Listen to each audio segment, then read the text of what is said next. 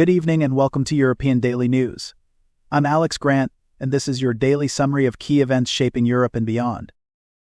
In Hungary, Prime Minister Viktor Orbán reached out to the European Commission with a letter just days before the October 31st payment deadline, after receiving an official notice back in September. While the contents of the letter remain confidential, the Commission reiterated that no member state has the authority to refuse or alter financial penalties mandated by the European Court of Justice. With an extension granted until November 18th, Hungary's next steps will be closely monitored. Meanwhile, the European Commission has rolled out its annual enlargement package, an in-depth review of EU accession progress for candidate countries such as Albania, Serbia, Georgia, Moldova, and Ukraine. This assessment outlines reform priorities necessary for EU integration, with President Ursula von der Leyen highlighting the importance of unity across Europe based on democracy and rule of law amid today's pressing geopolitical climate.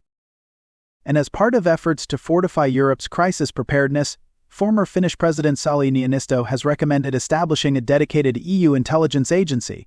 The goal: enhanced information sharing among EU capitals to counter threats, sabotage, and foreign interference more effectively. Niinisto's review, commissioned by President von der Leyen, underlines the urgency of these security measures. Adding to tensions, China has ordered its car manufacturers to hold off on further investments in EU countries that endorsed new tariffs on Chinese electric vehicles. Sources say Beijing's directive could deepen rifts within the EU as member states grapple with economic implications and dependencies on Chinese imports. Germany's economy also finds itself in troubled waters, with its coalition government divided over how best to address the slowdown. Chancellor Olaf Scholz's administration has faced a series of internal disputes, leaving the success of proposed economic measures uncertain as Germany heads toward elections in less than a year. And from Brussels, the EU has opened an investigation into the Chinese-owned e-commerce platform Temu, operated by PDD Holdings, over alleged shortcomings in preventing illegal product sales. If found in violation of the EU's digital service rules, which require strict controls over prohibited content, Temu could face fines of up to 6% of its global revenue. A recent report recommends a substantial increase in EU security spending, citing geopolitical threats and climate change as Europe's most significant risks. Former Finnish President Niinisto, who led the study, advises dedicating a fifth of the EU budget to security and crisis preparedness, reflecting the mounting challenges posed by the war in Ukraine, hybrid threats from Russia, and escalating natural disasters. Shifting now to Hungary, where officials declined an invitation from NATO ambassadors and military advisors to discuss the nation's evolving stance toward Russia and China. U.S. Ambassador David Pressman, following the meeting, stated it was an essential opportunity to address Hungary's unique neutral policy. The discussions reflect broader concerns about Hungary's alignment within NATO.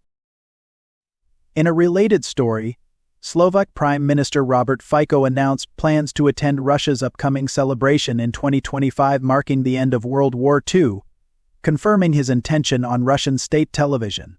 This participation, scheduled for May 9th in Moscow, underscores Slovakia's complex relationship with Moscow, drawing attention from the international community. The Swiss government has also taken a stand, approving additional sanctions against Belarus.